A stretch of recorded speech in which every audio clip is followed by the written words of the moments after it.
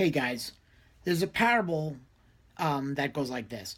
There's this spiritual professor who really wants to have an interview and talk to this Zen master. The Zen master lives on the top of this hill in very primitive existence, very minimalist. And so he climbs this mountain, gets an appointment with him, climbs this mountain, very hard to get an appointment with him, gets all the way up there and finally sees the Zen master, sits down with him, and he starts spouting off everything he knows about spirituality. On, information, information. Zen master sits there quietly. And then after a while, he's listening and he says, "Would you like some tea?" The guy says, "Sure." Then he keeps spouting off again, more information, more information. And the Zen master's pouring the tea and fills up the cup. Then it goes over the edge of the cup, fills up the saucer, goes over the edge of the saucer, and starts pouring on the guy's lap. And he stops talking. He says, "What are you doing?"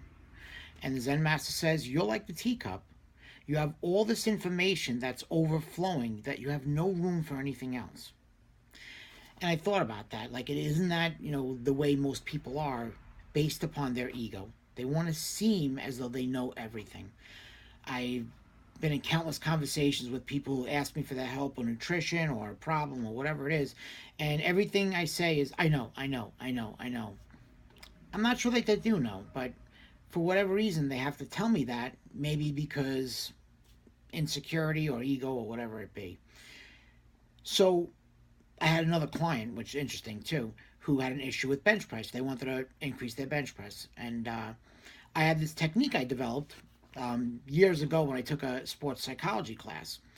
And it worked for everyone who's ever done it. Everyone. So I sat him down, and this person was supposed to be like a very, studied meditation and yoga and all this stuff. And part of it was setting the mind. So I said, take deep breaths and breathe. And they thought I was telling them, almost like what they knew, how to meditate. And they were like, "I know how to do this. I'm not doing this." And blah, blah, blah. They got like offended. And I wasn't meant to offend them. So I said, "Okay, well, let's try it, how you want to do it." And time after time, they failed. Now, I'm not saying they would have succeeded if they did my technique, but at least be open to it.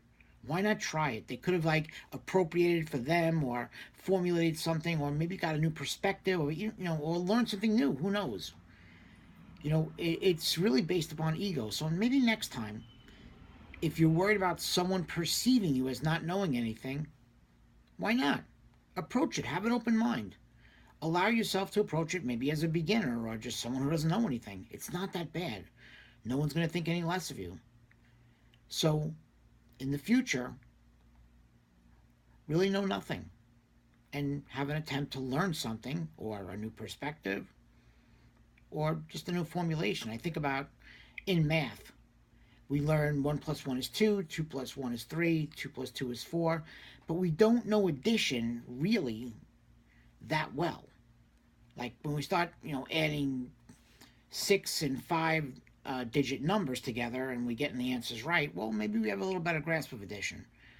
So let's do that. Let's see things from all angles and be open to everything. Till next time, guys, have an open mind, approach things as though you don't know anything, and be willing to learn. God bless.